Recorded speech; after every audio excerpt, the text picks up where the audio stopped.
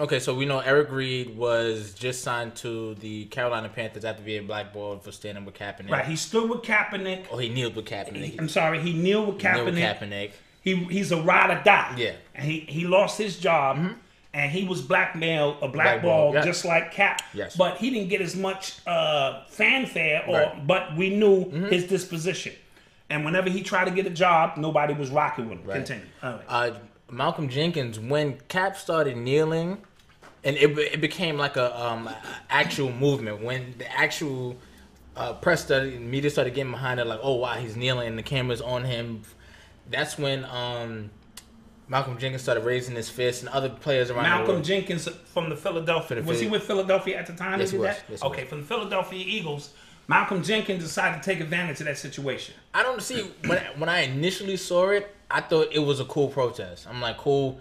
He's not kneeling, but he's still, with him in solidarity. That's how I saw it. And then I saw other players doing the same thing because I felt like the actual act of kneeling was, if you felt the same way, but you wanted your job, it was just kind of like, let me just throw my fist up. So the fist up was the half kneel, like, I'm with you, my brother, but I need my job. Right. Okay, that's how I saw it, right? And then after the Eagles won the Super Bowl, Malcolm Jenkins went on a whole press run about the Players Coalition, and NFL was donating money to was it black? No, just black communities, not black outside, like black communities. Right. So this past weekend during the coin toss, Eric Reed got at Malcolm Jenkins, and afterwards they asked him about it. He said, he's a sellout because he took advantage of Colin's protest to fund his organization. Got you. Sort of like doing civil rights.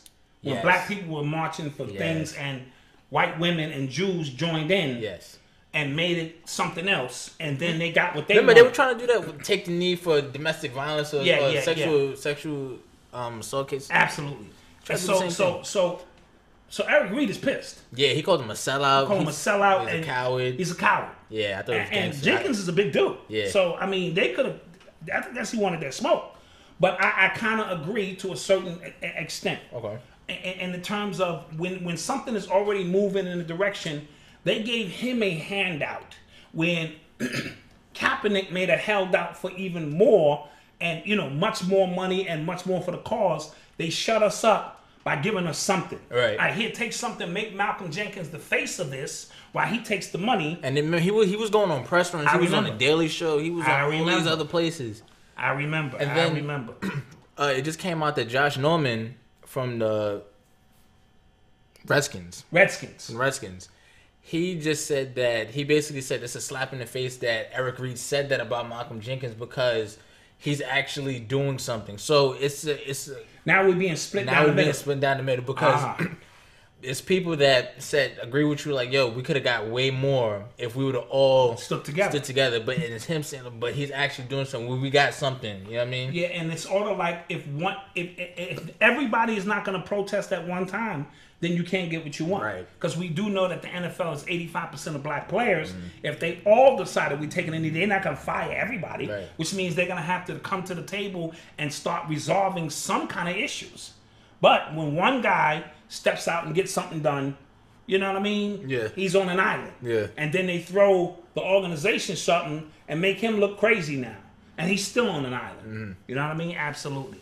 And I did think he would take a stand.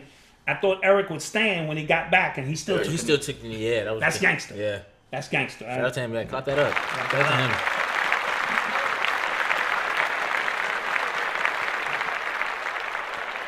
Also, shout out to Hidden Leaf DC LLC. Yeah. Okay. Peace, power, and pleasure. Oh, cool. Send your shirts. If you got shirts you want us to wear, send those. Yeah, you're running out of time with that. That's all I'm going to say. Yeah, we're going to leave it at that. Yeah. We're going to leave it at that. So, I remember when we first started talking about Colin Kaepernick and the Nike deal, you said something about him trademarking his image, right? Yes, I did say that. You did say that, and then it came out that he in fact decided to trademark his image. Trademarked his image, yeah. And some people don't have a problem with that because they said Dr. King trademarked his speech. Right. I did not know that. I didn't know that either. I have a dream speech But we're in a different time, and I also said you have to be corped up with a corporation behind you, because what they're going to do is they're going to take your movement and turn it into a social event where everybody can participate in it. Sort of like all the women against domestic violence taking a knee, and then why don't these people for breast cancer take a knee, and why don't the kids for disabled take a knee, and everybody's taking a knee, and it just whitewashes, pun intended, your situation. So by him capitalizing off his own image, which he should technically. Yeah, because a lot in the number one argument you get when we talk about stuff like this, especially Kaepernick, is why does he have to be broke? Why does every activist have to be broke? And I don't agree that they do. I don't agree that they do. I think he should, because at the same time, that is his image, right? So if other people are gonna use it. Absolutely. You know what I'm saying? But my issue always is, and it still remains, I can't call white people the devil and white people are paying me. That's my issue.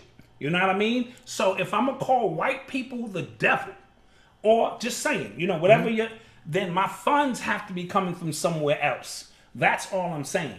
And then when we found out that Nike doubled the money they gave to him that they gave to the GOP, you know, for their situation. So Nike was telling you what their disposition is. However, they see the economic value in this shit you're doing. Because movements become about, right? And I used to tell you, I used to go to the Public Enemy concerts, and I was very uncomfortable because Chuck and them was going the fuck in on white people, and 80% of the people in the crowd was white. And I was like, fight the power. Fight the power? You know, so it became a really ill, but they were into the music. And here's the thing, white people are so comfortable in their power, they don't give a shit. They be like, yeah, fuck the power, man. And I rock with Public Enemy, because it's true, the music is so dope, and they're not threatened that the power structure that they have built for 400 years in this country will be shattered.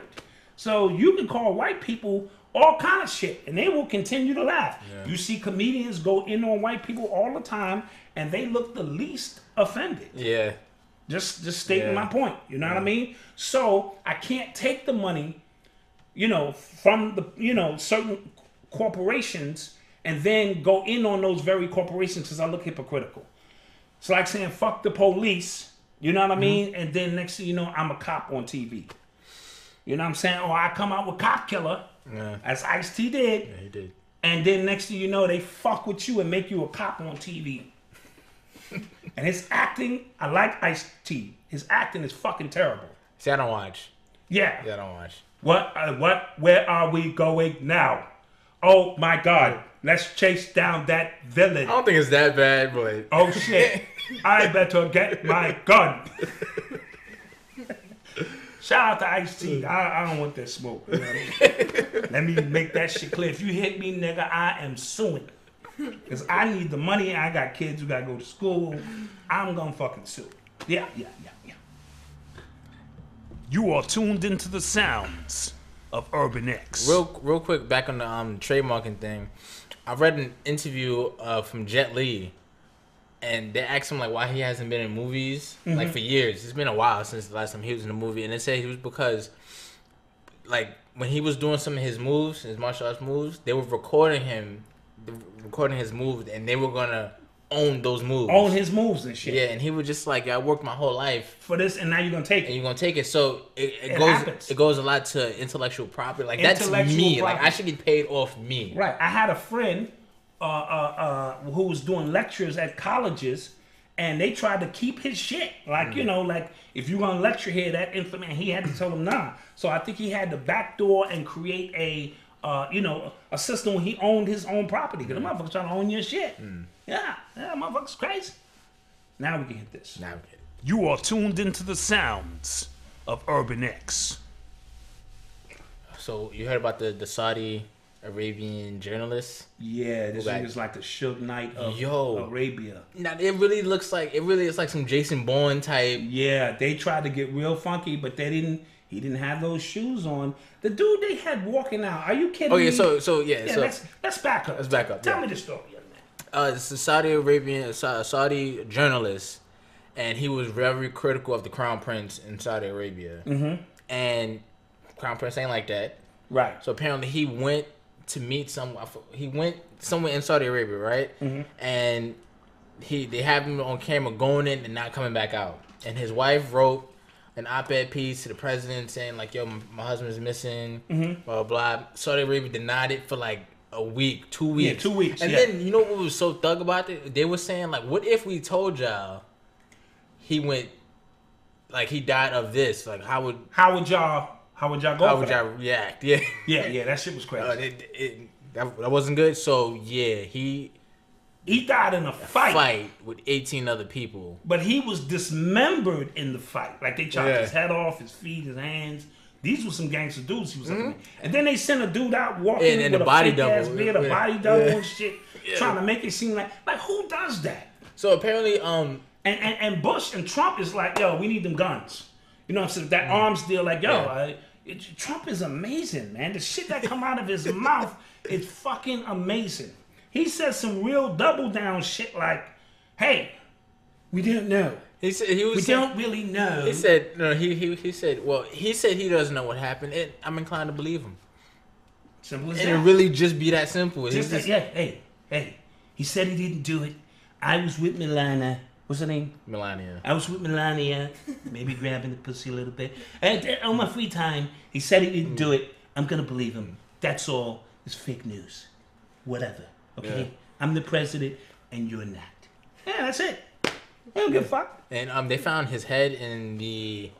My thing is, why they gotta be so brutal with this shit? Why you just can't put one in the back of the head, give him a kiss, pow, done. Like have him sit up in the car. Yeah, have him sit up in the car. Right. You know what I mean? Why? Real mafia type. Why the jeez. Yeah. Jeez. And all the dude, apparently everybody involved was fired, but I think that's just like, we just gonna tell everybody we fired. Yeah. Fired. And then when you get back home, we all go. Yeah, facts. That was ill. That's like if Malcolm has to fire me on this show. Y'all know he ain't really firing me. He will make a press release. Dotson, renounce just like the remarks of my dad. Dude. Yeah, sure. Like Mark on My Hill with Farrakhan. Yeah, that was crazy. That was crazy. God, he shut that. He was like, yo, I don't fuck with Farrakhan. I just met him once. It was an open event. I shook his hand. I took a picture.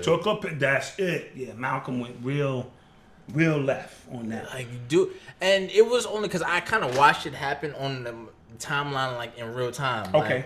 So somebody posted. It was this white dude. He reposted a picture with Mark on My Hill with Farrakhan, and he was just like, "Oh, I used to like Mark, but the fact that he, stands with guys like Farrakhan, who's anti-Semitic, and then he, so Mark, like his response was like, it was a quick clap back, like, "Yo, it was a picture." Right. And then he says, "Well, do you renounce him?" Like, this is somebody, a random person on Twitter. Right. And I'm like, he made you buck like that when you could have ignored it. Absolutely. If the picture was 2 years ago, it was 2 years ago. But the fact that you felt like you had to publicly renounce him. And you shake hands with all kind of people. Look what that shit almost got Griffin to with the Dallas shooter. Oh, right. Griff ain't know this motherfucker. Yeah. Griff do lectures all around the country. I be with him sometime. And we meet people, we shake people's hands. People, bang, shake your hand, and you go out and kill 5 cops, and now they looking for me. Well, the narrative fit perfectly. Like if they wanted to, the story they were trying to frame, it fit perfectly. This guy killed cops. Oh, he shook hands with Professor Griff, a public enemy. Griff don't give a fuck. Right. Yeah. Oh, and then all you gotta do is pull up his YouTube. Griff going in on the Illuminati, all kind of white people, Obama, everybody. That fit perfectly. But But Griff is protected by the ancestors. Shout out to Professor Griff. Give that a clap.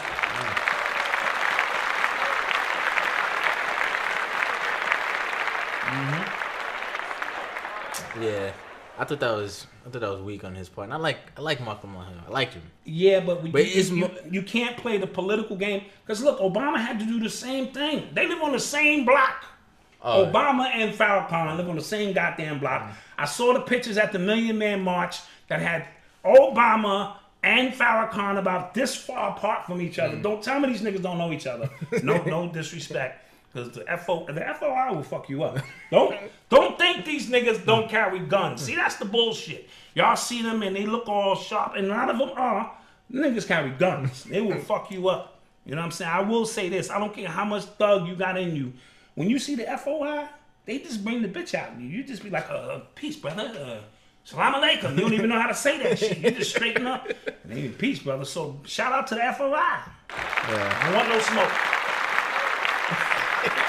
You saw. No smoke. You saw. You clapped it up twice. No smoke.